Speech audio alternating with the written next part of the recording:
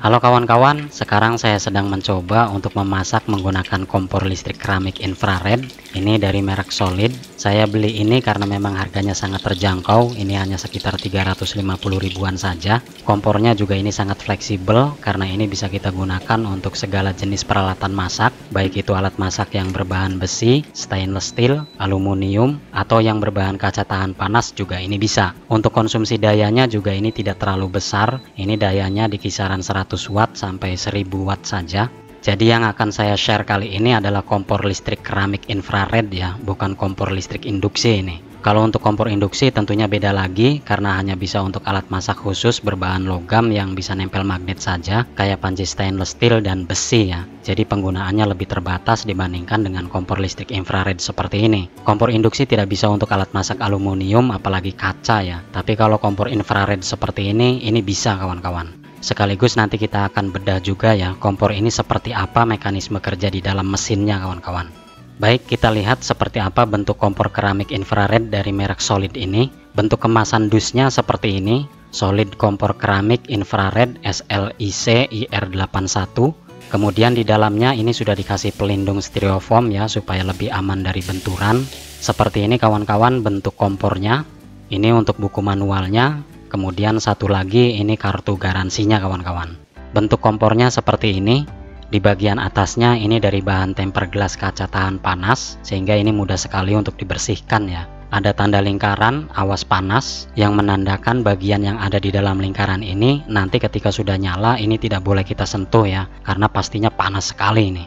Kemudian di sini ada indikator warning lamp. Ini hanya akan nyala kalau kompor ini dalam kondisi panas ini kawan-kawan. Semua operasi yang ada di kompor ini menggunakan touchscreen, jadi kita cukup sentuh saja pakai jari ya, seperti ini. Untuk di bagian depan samping ini ada knob putar untuk membesarkan dan mengecilkan panasnya. Di bagian bawahnya ini ada satu buah fan untuk mendinginkan mesinnya. Ini ukuran fan-nya kurang lebih berdiameter 12 cm. Di sini ada stiker spesifikasinya, menunjukkan di sini powernya 100 sampai 1000 watt dengan voltase 220 sampai 240 volt. Ini udah sangat sesuai dengan jaringan listrik PLN di negara kita Indonesia ini ya.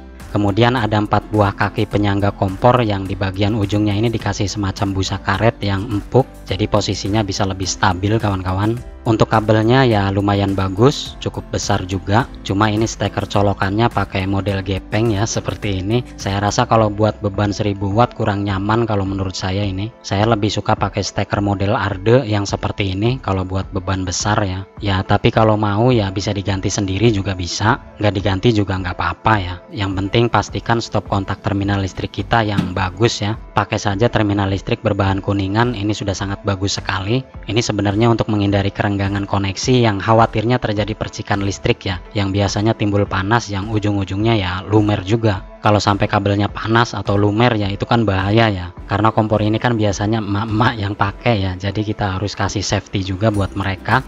Untuk materialnya di bagian atas ini dari kaca tahan panas. Simbol dan tulisannya juga ini timbul terasa ya kalau kita raba seperti ini. Jadi ini dipastikan anti luntur ya walaupun terkena minyak panas sekalipun. Kemudian bahan samping yang merahnya ini pakai bahan plastik dicat tebal. Knob putarnya ini di chrome bahan plastik juga. Di bagian bawahnya juga semuanya plastik ya. Makanya kompor ini terbilang tidak terlalu berat juga. Ini hanya sekitar 2,3 kg saja bobotnya kawan-kawan. Untuk ukuran kompornya ini panjangnya sekitar 34 cm, lebarnya 28 cm.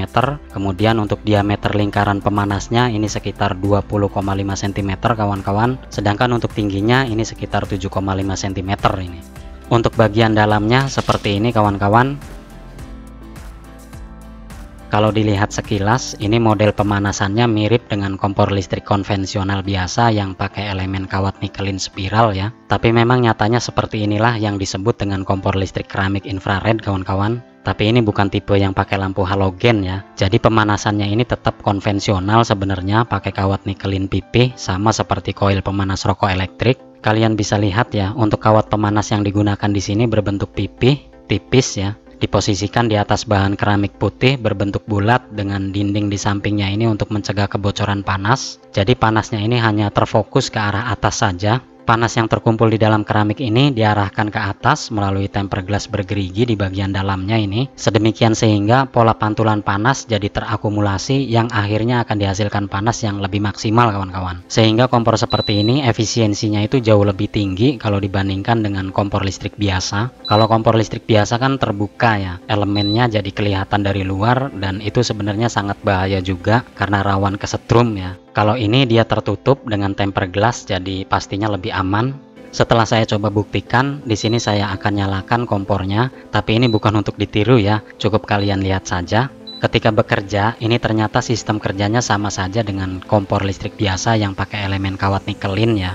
Terlihat baranya nyala ya, merah seperti ini. Elemen kawat nikelin yang pipih ini membara dan ini panas sekali kawan-kawan.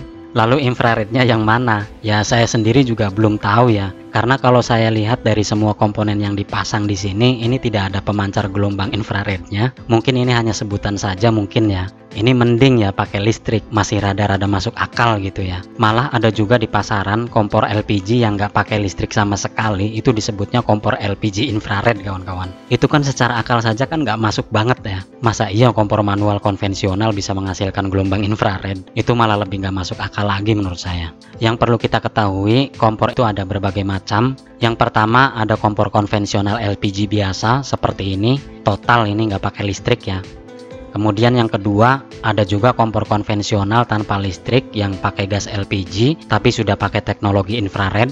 Kemudian yang ketiga ada kompor listrik infrared keramik yang pakai elemen nikelin seperti ini untuk pemanasnya. Kemudian yang keempat ada juga yang pakai infrared tapi pakai lampu halogen ya untuk proses pemanasannya. Yang pakai halogen, bantalan bawahnya ini bukan bahan keramik seperti ini, melainkan pakai logam krom yang berfungsi sebagai reflektor lampunya kawan-kawan. Sedangkan yang kompor listrik induksi itu sudah jauh beda lagi, karena pada kompor induksi kita tidak akan melihat adanya warna merah bara pada lingkaran atas kompornya ini kawan-kawan, karena full dia itu pakai induksi elektromagnetik dari kumparan induktor ya. Baik, sekarang kita akan bahas untuk cara menggunakan kompor listrik keramik infrared ini. Untuk penggunaannya juga ini sangat mudah sekali. Yang pertama kita posisikan kompor pada tempat yang datar. Kemudian untuk kabelnya pastikan sudah aman, jangan sampai nempel ke benda yang panas nantinya ya. Kemudian yang kedua, langsung kita colokkan saja ke terminal listrik PLN. Gunakan terminalnya yang bagus ya, yang berbahan kuningan, mengingat ini beban dayanya bisa sampai 1000 watt. Untuk kabelnya juga gunakan ukuran kabel minimal 2 x 1,5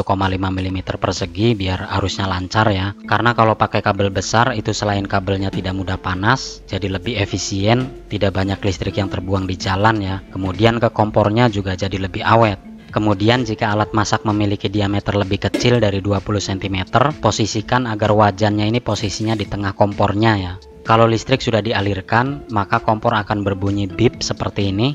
Displaynya ini akan muncul tulisan off. Ini berarti listrik sudah masuk dan kompor sudah siap untuk dihidupkan.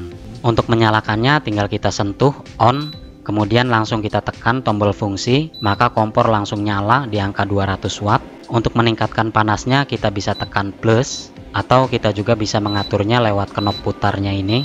Nilai daya terkecil dari kompor ini adalah 100 watt kawan-kawan, dan kita bisa memilih tingkat panas dengan menaikkan daya kompornya sampai maksimal di angka 1000 watt.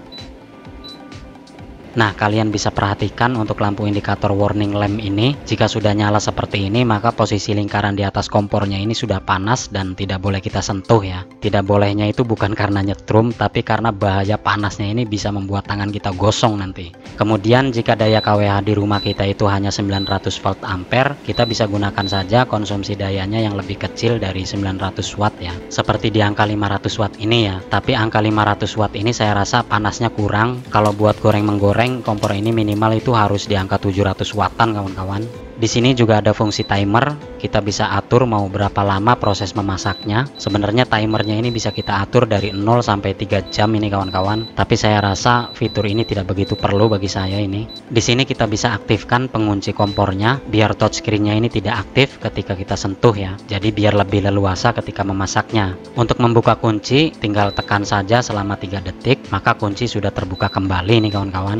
Ketika kita memasak kita nggak usah takut, Dipastikan semua area kompor dan alat masak ini tidak ada yang nyetrum sama sekali, walaupun ini kompor listrik ya. Jadi bagi para emak-emak jangan fobia dengan kompor listrik, karena kompor listrik ini juga bahannya sebagian besar itu hanya terbuat dari plastik dan kaca saja. Jadi tidak bisa mengantarkan listrik tentunya, super aman lah. Baik, ternyata memang antara kompor gas LPG dengan kompor listrik infrared ini ada sedikit perbedaan kawan-kawan. Tetap kalau dari segi kecepatan awal, kompor LPG seperti ini lebih cepat panas, karena bagaimanapun model kompor listrik ini akan tetap memerlukan waktu ya untuk proses pemanasannya. Tidak seperti kompor gas LPG konvensional yang ketika nyala ini langsung keluar api, yang pastinya lebih cepat ya, karena apinya itu langsung nempel ke wajannya ya. Tapi kalau kompor infrared seperti ini perlu memanaskan elemen dan plat kacanya dulu ini kawan-kawan. Tapi kalau sudah panas ya sama saja ya seperti kompor gas LPG ini. Bisa buat memasak air, menggoreng, mengukus dan lain sebagainya ya. Lalu bagaimana dengan dayanya? Di sini saya sudah uji coba. Pada saat kompor ini menunjukkan angka 200 watt,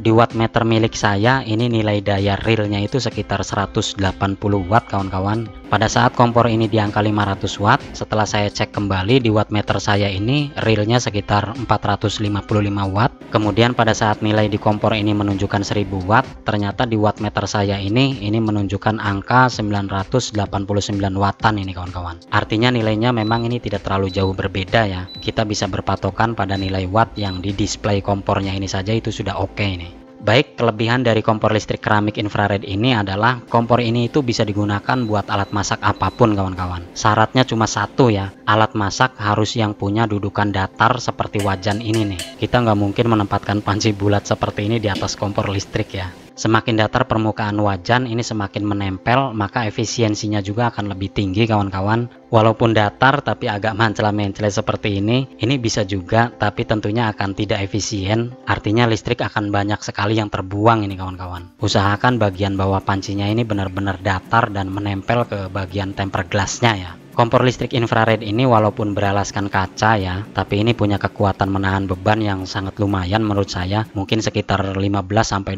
kiloan lebih, ini masih kuat ya. Kalau ditambah beban lagi mungkin bukan kacanya yang pecah ya, tapi mungkin kaki-kakinya ini yang bakalan runtuh ini. Saya rasa menggunakan kompor listrik di zaman krisis energi global akibat perang Ukraina dan Rusia seperti saat ini, kemudian pembatasan produksi minyak oleh Arab Saudi dan rekannya, ini sangat perlu dipersiapkan dari sekarang. Jangan sampai menunggu LPG langka baru ribut ya. Kemudian dari sekarang coba kita itu kurangi penggunaan listrik dari PLN kawan-kawan. Usahakan kalian di rumah juga sudah pasang instalasi panel surya yang seperti saya sudah lakukan. Ini saya rasa lebih ramah lingkungan dibandingkan dengan terus-terusan pakai listrik PLN yang sebenarnya itu sebagian besarnya itu hasil dari pembakaran batu bara yang dampaknya itu bisa kita rasakan sekarang ya. Pemanasan global, es kutub mulai mencair, polusi meningkat. Ayo, mau sampai kapan begini terus coba? Alam bisa marah lama-lama kawan-kawan. Oke, terima kasih sudah menyaksikan video ini. Mudah-mudahan ini bisa bermanfaat untuk kita semuanya. Jangan lupa like, share, and subscribe. Terima kasih. Wassalamualaikum warahmatullahi wabarakatuh.